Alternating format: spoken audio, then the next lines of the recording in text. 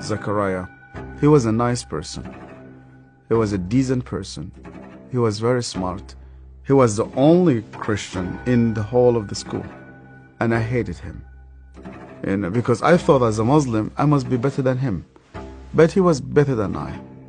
We start to beat him every single day that we come to school. And we agreed on that night, we need to kill him. It was dark. It was cold. And we went ahead of him. And we were 5 of us. We climbed a tree and we waited there. And from far away, we saw that a torch coming. And the light became bigger and bigger as it approaches us. And the minute that he just went under the tree, we jumped at him. He was crying, he was screaming, he was shouting.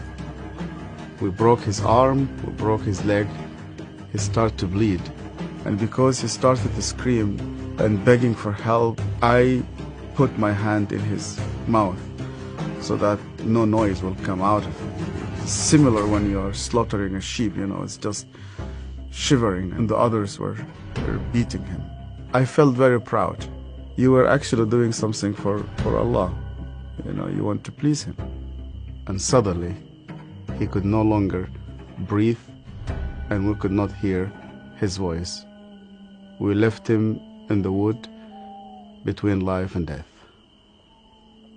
We went back, you wash yourself, and you pray. And Zechariah never came back. We've never seen him again. I was born and raised up in a very, very fanatic Muslim family. When I was a child, my father brought me to a Quran school.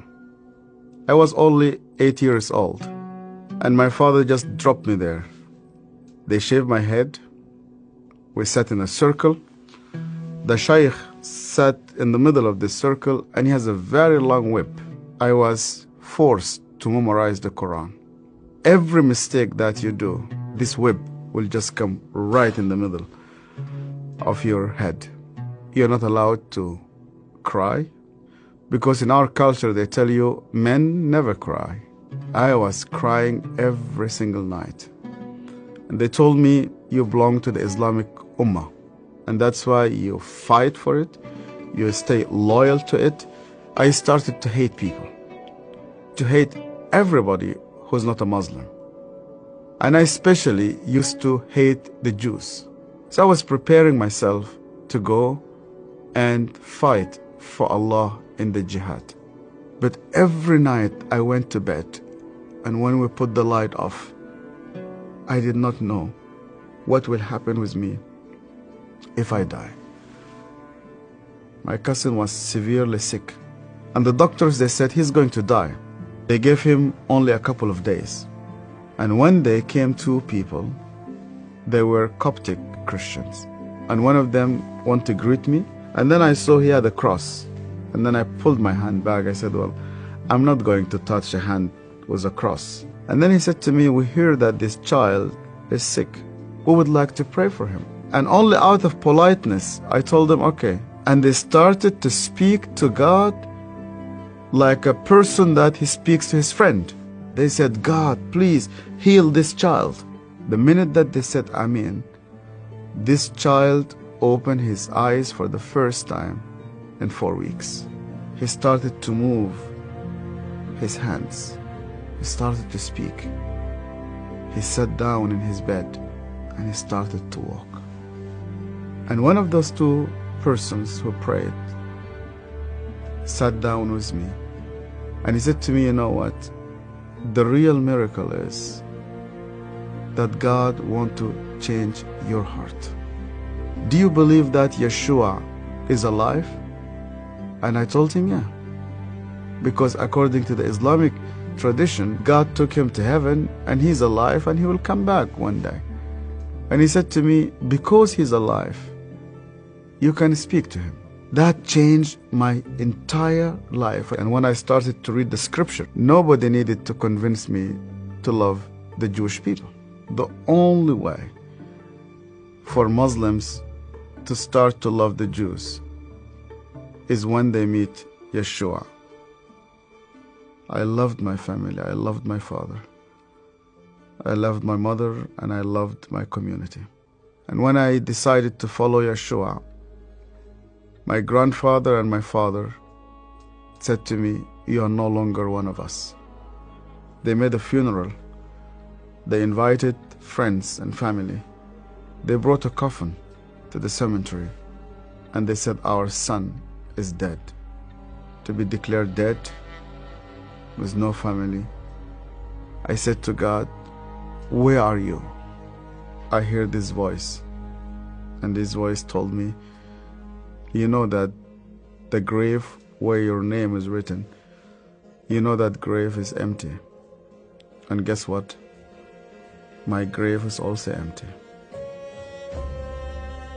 I went to Egypt for the first time after many years, and I was in a pastoral conference.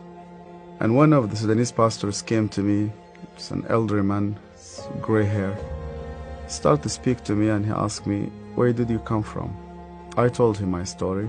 He started to cry. And then I asked him, "Why are you crying?" And he said to me, "Do you remember me? My name is Zachariah." And suddenly, I remembered him. The last time I saw him, it was in that dark night. I could hear suddenly the way that he was screaming, even though that was 25 years. Suddenly I started to see his broken arm and broken legs. I started to see the scars which I caused him. I started to be full of shame. I was a bad person, yeah. I was terrible.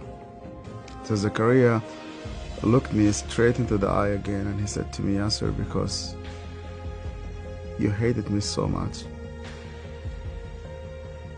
I was always praying for you." He opened his Bible, and the minute he opened his Bible, I saw that my name was written in the first page. I hated him. He prayed for me. On that day, God confronted me. He said to me, "Even before you start to think about me, I was thinking about you.